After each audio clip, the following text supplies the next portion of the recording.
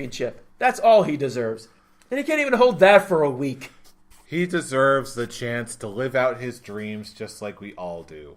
Do you hate dreams? Why do you hate dreams, Tarek? No, I hate the thought of Jinder Mahal holding my favorite championship. That's what I hate. Why? Because he's a proven champion. He's a former world champion, Tarek. Yeah, and look what he did with that damn world title. He devalued it. It took AJ Styles to actually make it worth something now. And and in doing so, he also defeated the likes of such hardcore competitors and other proven champions like my boy Shinsuke Nakamura. Jeff, stop it. Stop trying to convince yourself this. You and I both know those Shinsuke Mahal matches sucked. You know those Randy Orton Mahal matches sucked. You know the best thing he got was AJ Styles, and that was basically AJ carrying him around. Mahal does not deserve this. He does not. Mahal just still got the win, though. Oh my God, you! Oh, you are making logic this, prevails. You are once making again. this. You are making no. There's no logic in this. You are making this so difficult for me not to hit you. For the bile that is just coming out of your mouth right now. I wish Brian was here just to actually hit you. I'm holding back on hitting you. Brian would actually hit you. Hey, if you really want to get me back, take my title. I'm taking my title back. Damn right I'm going to take that title back, and it's going to be glorious.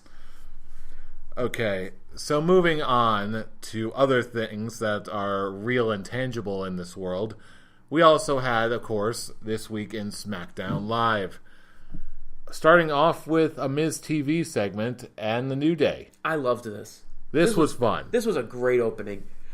We get the announcement for Miz TV show for July 24th. We get the New Day. We get the Miz trying to get. So, who is in the Money in the Bank? Who? Oh, I guess I walked into that one. Okay, which of you are going to be in Money in the Bank? Which? Just trying to get under Miz's skin. And then Miz basically putting over all three members of the New Day why they all deserve to be in that Money in the Bank. And then the New Day was like, you know what? You're absolutely right. We all deserve to be in this Money in the Bank. Who deserves it? Big E. Well, you know who I think deserves it? Kofi. Well, you know who I think deserves it? Xavier. And it's just, I love how much it was getting under Miz's skin. And then he finally snaps. He's like, you guys are ridiculous. I could beat you guys any day of the week. Well, okay. Big E. Oh, good. Big E's in the Money in the Bank. Oh, no, wait. No. Big E's challenging you to a match tonight. Well, no. Grab the pancakes. Shame.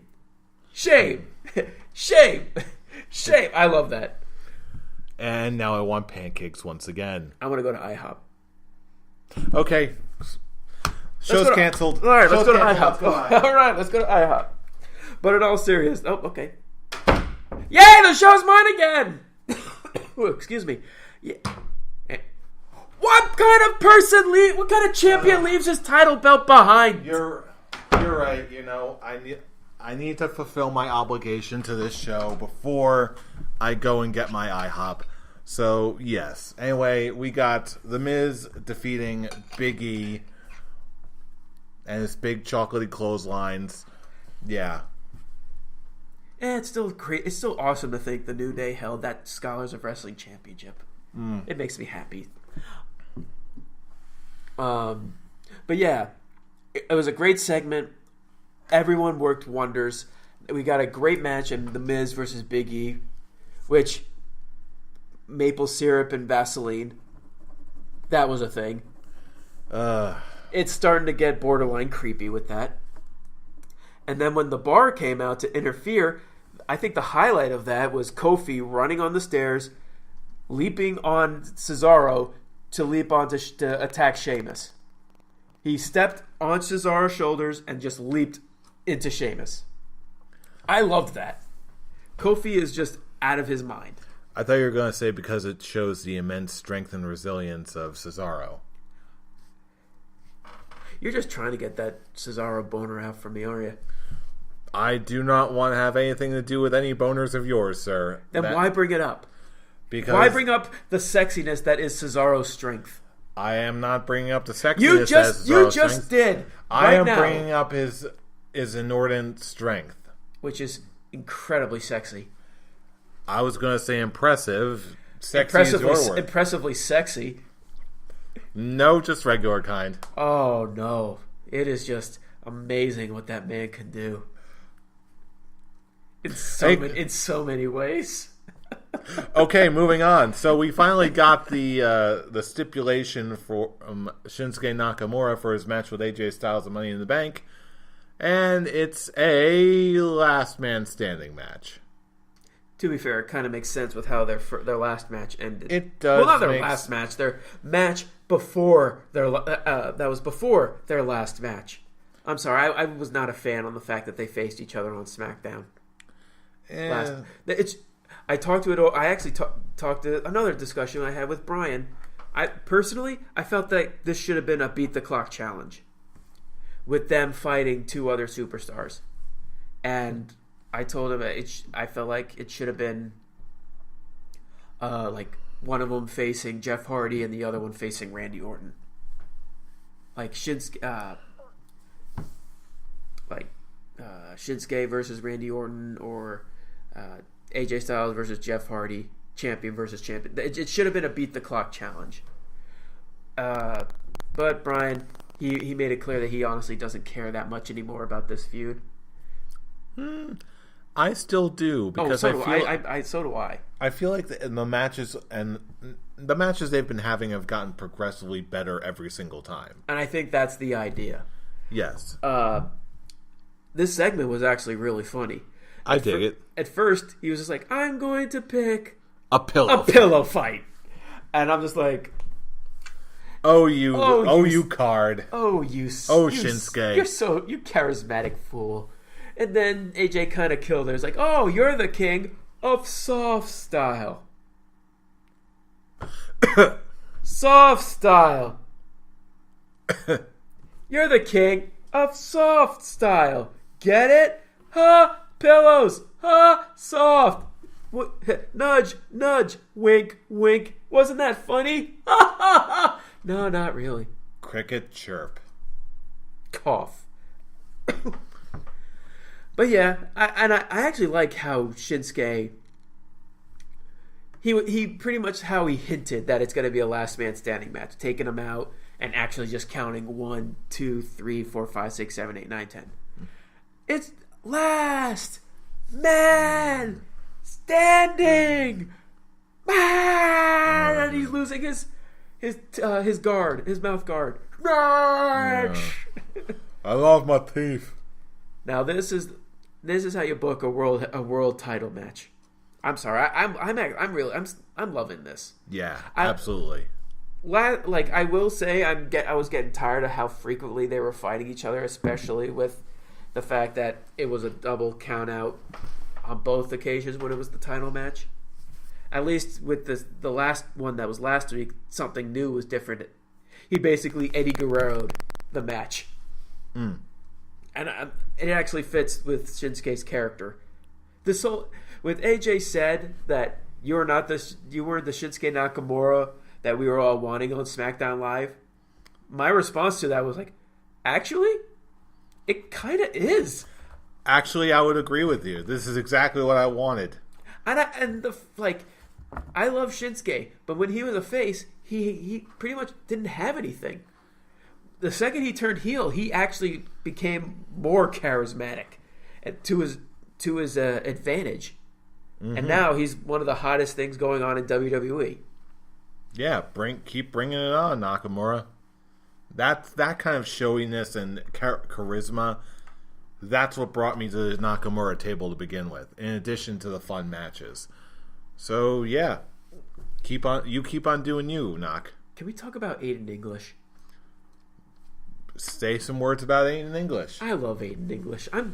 Let me count the ways. With the big rumors of them breaking up Rusev Day and turning Rusev back into like the Bulgarian Brute heel and the ravishing Russian with Lana. with what they did this past week, I really hope that doesn't happen. I like with Aiden English coming out and just what was it he was singing? Let's see. Lana is the best. Lana number one. Lana is the best. Lana number one. Lana is the best. Lana number one. I'm sorry. I thought that was awesome. Oh, brother. And the fact that her first one-on-one match, her first one-on-one victory ever.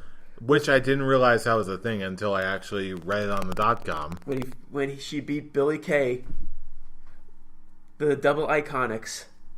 Oh, dear. Where are they going with those two?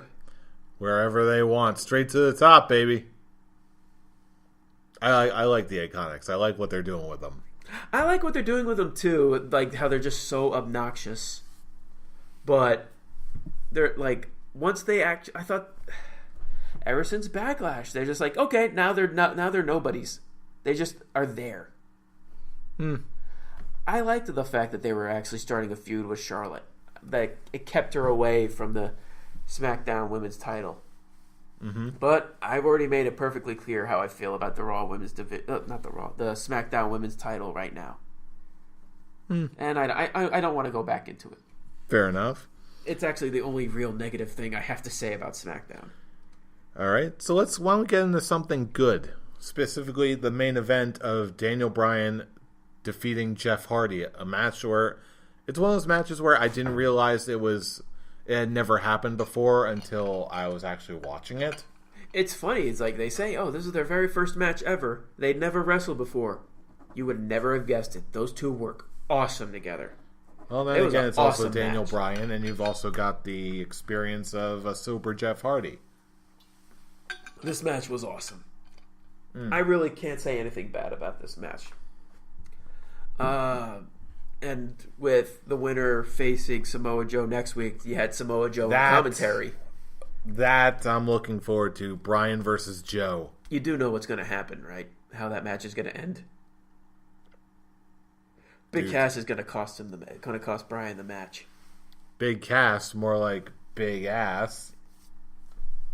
Yeah, like no one's ever said that before. I know, right? It's perfect. So original. I am original and clever all day long. No. But yeah, I'm still looking forward to Daniel Bryan until that big son of a bitch actually interferes in that match. I am looking forward to Daniel Bryan versus Samoa Joe as well. They're gonna just have a great match as long as it's not like only 5 minutes and then Big Cass costs him the match. We actually get a good lengthy match out of it. Mm-hmm. I dig it.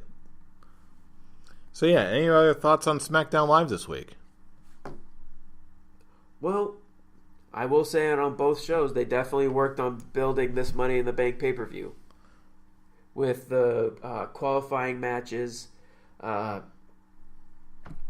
with Lana and Billie Kay. The club earning their opportunities for the SmackDown Tag Team titles, finally giving the Bludgeon Brothers something to do other than creepy backstage promos. Naomi's in the women's. There's now one more spot left for the Raw women in the last chance 8-person gauntlet match. Now that's another thing I'm really looking forward to. I love gauntlet matches.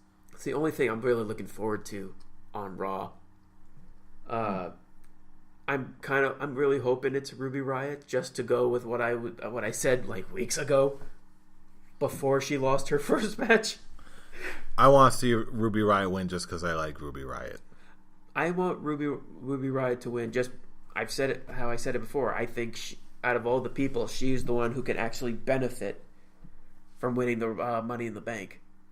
Wait, looking at all the other women, they don't need the Money in the Bank to win the women's title. I feel like some of them do deserve it. I would say the only other person is Ember Moon. Let's see, who else is in that match? Lana. Sasha. Sasha's not in it. She's in the gauntlet match. Oh, wait, which one are we talking about? Money in the Bank or the gauntlet match? I'm right now talking about the I'm right now talking about the Money in the Bank match itself. Okay. All right. I'm just saying, if Ruby Riott wins the gauntlet,